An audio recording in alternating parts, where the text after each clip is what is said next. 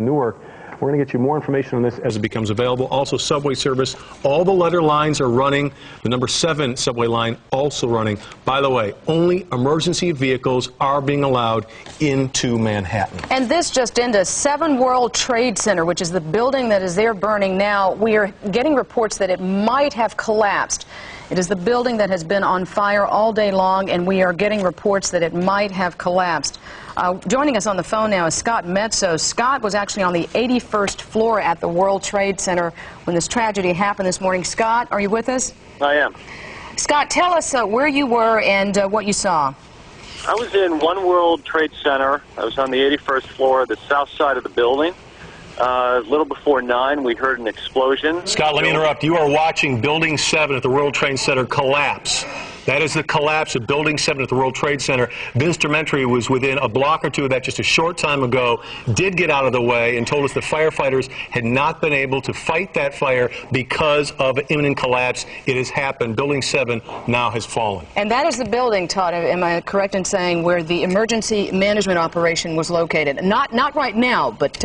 There have been some reports of that earlier, but it's since been told that's not the case. Again, the mayor and New York City staff going elsewhere to do their emergency management work. But again, that picture you saw just moments ago, Building 7 collapsing at the World Trade Center, that had been something that they've been watching all day. In fact, Paul Florent just told us many hours ago that that building looked to be in danger of falling, as did the Twin Towers. Scott, we apologize for interrupting, but that was happening right there, and I don't know if you had a chance to look at it. You, of course, went through your own hell earlier today. Go ahead and tell us. Once the explosion hit, the building swayed pretty violently. We ran to the nearest stairwell. There was fire on the floor in the hallway. There was smoke coming out of the stairwell. We went down about 3 stories. The smoke got thicker. At that point, we turned around, came back up to the floor. We went to the opposite side stairwell, and from there we went down. We had no knowledge that we had no idea what happened. We didn't know the other trade center was affected. Everyone was orderly and cordial, and it took us about an hour to go down the 81 stories, but there was no sense of panic in the stairwell. Scott, just in hearing what happened today, I thought of my wife, my children, my mother, my sisters. What went through your mind? Who did you think of at the moment you thought that your life might be over? My 8.5-month pregnant wife, who, while I was in the stairwell and unable to use my cell phone, I kept seeing that the voice messages were increasing. It got up to 11, and even though I was receiving the messages, I wasn't able to make an outbound call. And it's great news that I was okay at that point, but it was sickening not being able to communicate that to her. Had to be so frustrating. Yeah. Scott, you guys finally got out of the building. You said it took about an hour. And what was the time frame from when you got out of the building and when the building actually collapsed? Within a minute of us exiting, we were on Church Street on the south side, right in front of Century 21. We heard the crumbling of metal, and everyone knew what that sound meant at that point. Everyone ran south, and we were chased by this big cloud of white debris and dust. So you just barely made it out. Yes. You're very calm about this. Has it really hit you yet that you almost lost your life? No, it hasn't yet, and I guess it concerns me. The whole neighborhood is sitting out in front of our houses now, talking about it. The children are out; they're discussing it, and it will. I just don't know when. All right, you're watching live pictures now of what's going on down at the World Trade Center. Building 7 at the World Trade Center, a 47-story structure, has just collapsed. You saw it here on CBS 2 moments ago. I believe it's down on Vesey Street, and you were looking at a live shot of what's going on there on the street as people hopefully nowhere near that. Again, they've known for hours now that building was in danger. It has burned for hours and finally succumbed to the flames and dropped just like the Twin Towers did. Scott, back to you for a moment. Okay. Do you have any idea what happens now with you, with your business? You have any idea what the impact will be? Unclear. I work for a large company. We do have a disaster recovery plan. It was enacted today. It's a global company. They evacuated the other locations. There were off-site strategy sessions.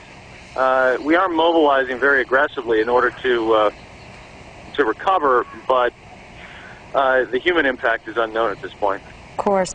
Scott, as the plane collided with the building, were you about to go into a meeting with your boss, I understand? No, I was just having a discussion at my desk. I have an office on the south side of the building. I believe the impact zone was on the north side. So, you know, just a string of things that were very fortunate in my favor today. And everybody on your floor made it out safely? Everyone's accounted for? We believe so. We think at this point we've accounted for 95% of the people. And again, it was an orderly departure down the stairwell. People weren't passing each other. They were not accelerating their pace.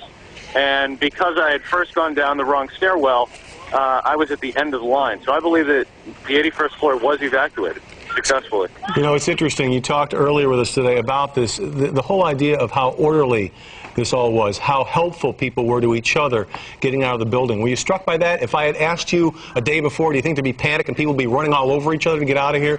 Was that what you might have believed might happen? I would have thought it would, but everyone had the same belief. The conversation in the stairwell was, okay, we understand that there's some impact, there was some explosion, there was some fire. We think the fire is above us. We're now distancing ourselves from it, and there's no way that this building isn't going to stand up.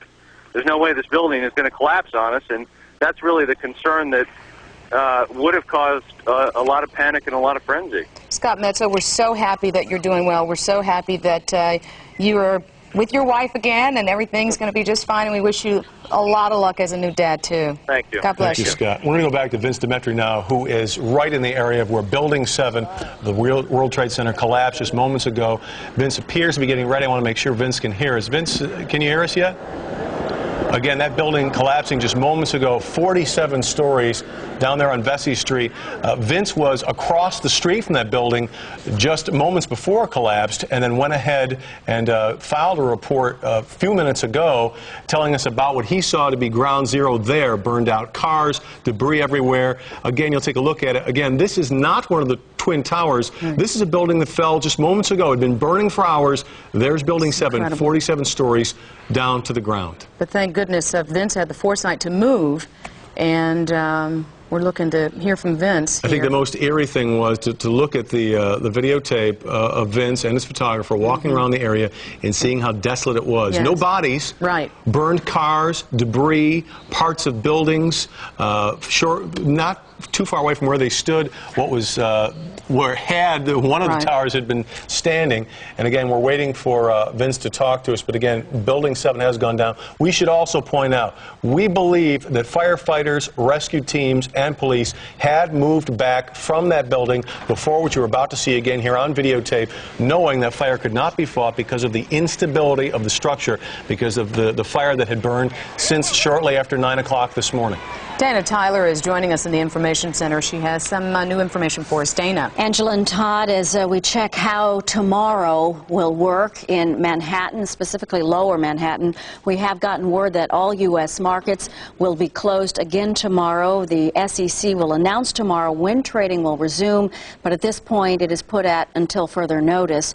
The commodities exchange included here, futures exchanges, equities and bonds, and also many businesses, investment firms who had their offices in the World Trade Center, as well as surrounding businesses. The World Financial Center, which is along the Hudson River there, that also affected the New York Mercantile Exchange there. They will be closed. And this has an effect worldwide. The London Stock Exchange evacuated its building, moved trading to another spot today. The Toronto Stock Exchange mid-morning ended trading. In Taiwan, they're half a day ahead of us, no business for tomorrow. And the German Stock Exchange evacuated today because of a bomb scare. Also, from business news to boating news, here in Manhattan, Spirit boats. You know, a lot of people commute by boat in this area along the Hudson and New York Harbor and East River.